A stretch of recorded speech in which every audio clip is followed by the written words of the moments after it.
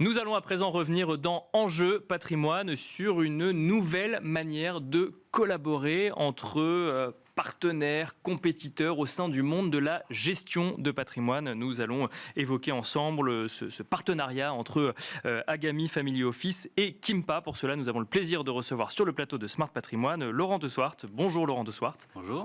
Vous êtes cofondateur de Agami Family Office et à vos côtés, nous avons le plaisir d'accueillir également Julien Lesque. Bonjour Julien Lesque. Bonjour. Vous êtes cofondateur de Kimpa. On va commencer avec vous Laurent de Swart. Alors, je pense que le monde de la gestion de patrimoine connaît Agami Family Office. Vous êtes un multi-family office, si je ne dis pas de bêtises. Quelle est la stratégie d'Agami en quelques secondes pour rappeler aux gens qui nous écoutent ? Alors, en quelques secondes, Agami, c'est déjà une vieille dame puisqu'elle a été créée en 2006, donc assez précurseur dans cet univers du multi-family office. Bien sûr. Mais avec un modèle qu'on a changé, disrupté en 2018. Au départ, c'était plutôt, on va dire, une boîte de gestion de fortune avec un modèle pourcentage sur la taille du patrimoine et qu'on a modifié en 2018 pour avoir une approche beaucoup plus consulting, avec une facturation à la journée, ce qui nous permet d'être beaucoup plus universel. Et on a aussi donc enfin pas une innovation, mais une nouvelle. D'accord, une nouveauté. Une nouveauté assez fraîche qui date de cet été, puisqu'on s'est adossé au groupe Premium. D'accord. Avec grand plaisir, ce qui va nous permettre de redéployer de manière assez rapide. Donc un modèle d'honoraires, si je comprends bien, c'est ce que vous nous dites, et adossé à présent au groupe Premium. Un mot également sur Kimpa, Julien Lesque. Si on devait résumer le motto de Kimpa, c'est l'investissement à impact, c'est ça ? C'est un peu ça, ouais. D'aider ces familles engagées à diriger leurs capitaux vers des projets à impact social et environnemental pour finalement investir en étant alignés avec leurs valeurs les plus importantes.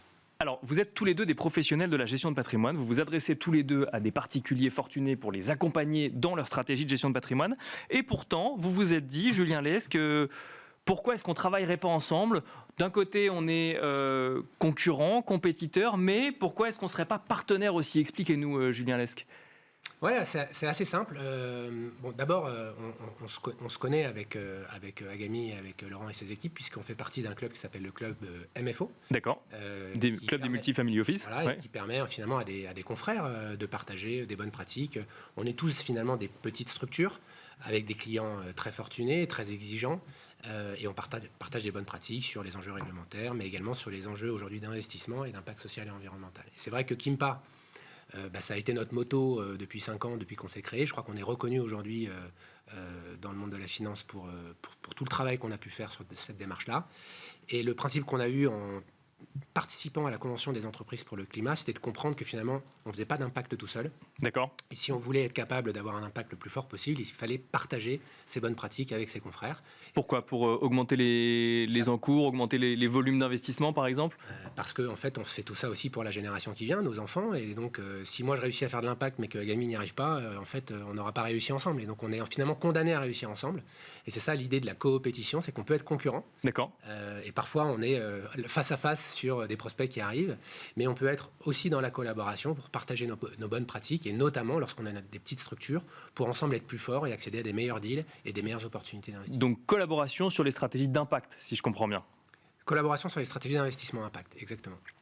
Laurent de Swart, un mot sur cette collaboration, coopétition, hein, quelque part, c'est le terme que vous employez tous les deux. Ça veut dire que vous êtes effectivement concurrents, mais en même temps partenaires. C'est pourquoi ? Parce que les stratégies d'investissement impact, finalement, malgré derrière l'idée, la théorie, c'est une mécanique différente d'un investissement traditionnel qui nécessite peut-être de s'adosser à des fonds spécialisés. Oui, très clairement. En fait, nous, on avait depuis quelques années des clients, donc plutôt nouvelle génération, qui avaient envie de faire de l'impact, qu'on ne savait pas forcément traiter, ou on n'était pas capable de répondre à l'intégralité de leurs demandes. D'accord. On n'avait pas forcément le souhait, parce que ça reste quand même...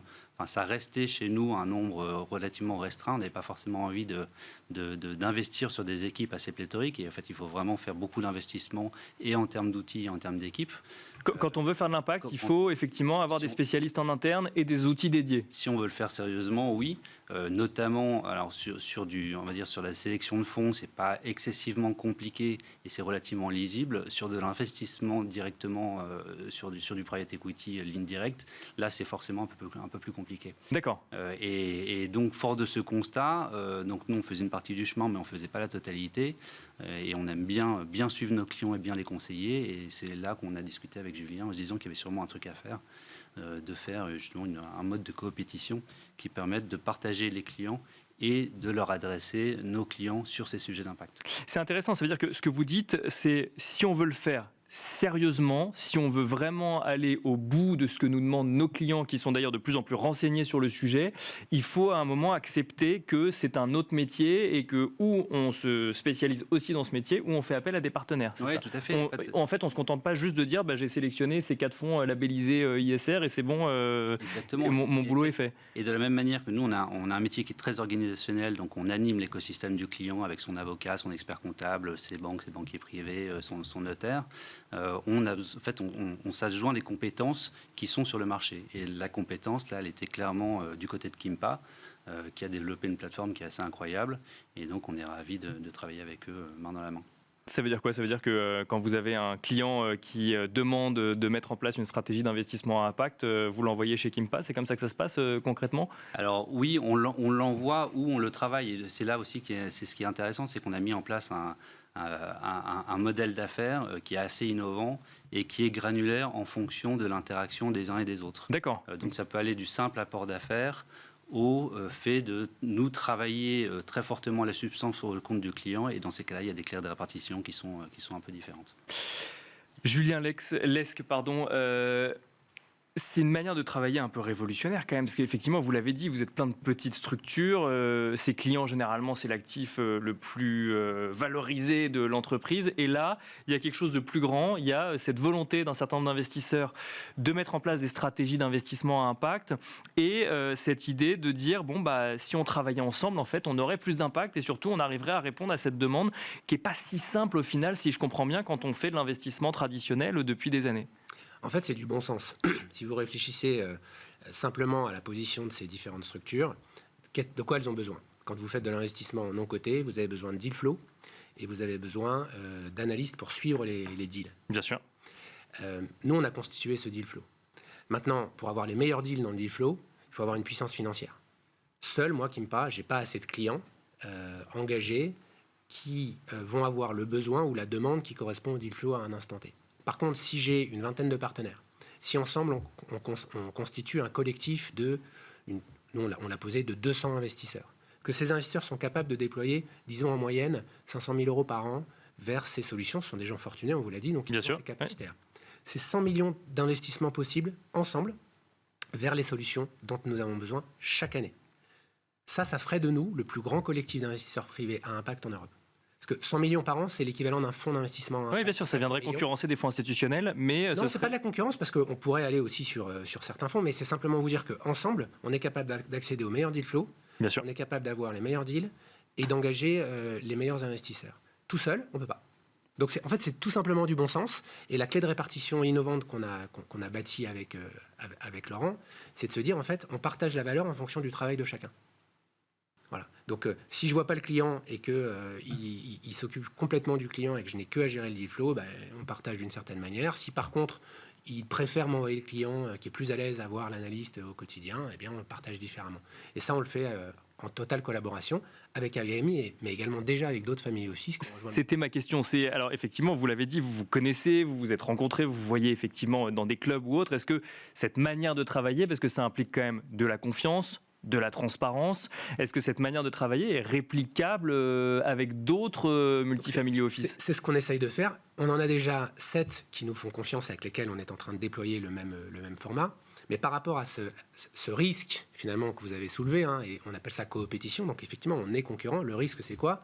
C'est qu'il y a un moment, il y ait confusion des genres et qu'on ait une crainte qu'un client d'un de nos confrères bascule chez Kimpa. Sauf que comme on est un monde de confiance, si ça arrive une fois, la réputation de Kimpa est faite. Donc en fait, on signe des accords ensemble pour finalement se protéger. D'accord. Mais il pourrait ne pas y avoir d'accord. Je veux dire, Kimpa n'a aucun intérêt à aller chercher un client de son confrère, sinon il va perdre son partenariat, et surtout il a tout l'écosystème qu'il sera, donc il n'y a aucun intérêt. Nous, notre ambition, c'est de bâtir cette communauté ensemble, et ça donne beaucoup plus de corps à notre travail, ça rend très fiers nos clients. Et nous, ça nous donne beaucoup de sens dans cet univers et dans cette industrie. Laurent de Swart, cette idée que effectivement vous êtes en train de construire quelque chose, Kimpa et Agami, qui dépasse en fait Kimpa et Agami, mais plutôt une idée de collectif derrière. Qu'est-ce que ça vous évoque? Parce que là encore, effectivement, on parle de coopétition, mais coopétition avec certains de vos compétiteurs, et pourtant tout ça dans le but d'aller aller chercher des deals plus intéressants, accompagner des investisseurs qui ont besoin effectivement de plus en plus d'impact dans leurs investissements. Mais ça, faut ravaler son chapeau quelque part. C'est notre manière de penser le business comme on le faisait il y a encore quelques années. Ouais, mais je pense que c'est vraiment des tendances qui vont se développer. Accessoirement, c'était aussi l'idée initiale du club du Family Office, le club MFO, donc, qui avait été initié en 2019. C'était de pouvoir se mettre autour d'une table tous ensemble, justement enlever les égos, les histoires de compétition, et réfléchir ensemble pour avancer un peu plus vite et un peu plus loin. D'accord. Sachant que on est encore sur un micro-écosystème dans le multifamily office. On a un taux de pénétration qui est encore très très faible.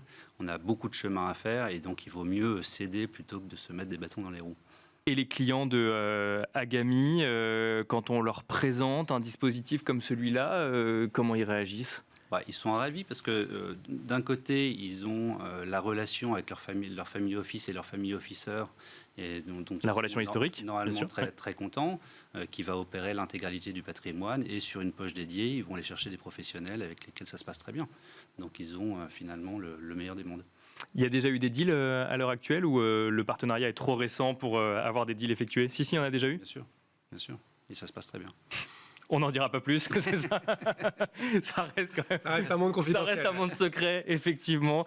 Merci beaucoup, en tout cas, à tous les deux d'être venus partager pour la première fois cette nouvelle, ce partenariat. On parle de partenariat quand même, ou on parle de coopétition? Quel est le terme qu'on utilise pour parler de votre relation de travail entre Kimpa et Agami? En fait, la notion de partenariat, elle implique souvent deux entités qui décident de faire quelque chose ensemble. Et là, comme c'est écosystémique, c'est vrai que la notion de partenariat, elle paraît presque un peu... elle perd un peu sa substance. D'accord. Donc oui, c'est un partenariat, une convention de partenariat qui est signée, mais en fait, elle est multilatérale. Et l'idée, c'est de créer ce collectif ensemble, de la même manière que... Et on l'a vu, finalement, c'est la suite logique du club MFO, tout simplement. Merci d'être venu parler de cette initiative. Alors, Julien Lesque et Laurent de Swart dans donc Smart Patrimoine. Je rappelle, Laurent de Swart, que vous êtes cofondateur de Agami Family Office. Julien Lesque, cofondateur de Kimpa. Merci beaucoup à tous les deux. Et quant à nous, on se retrouve tout de suite dans l'œil de l'expert.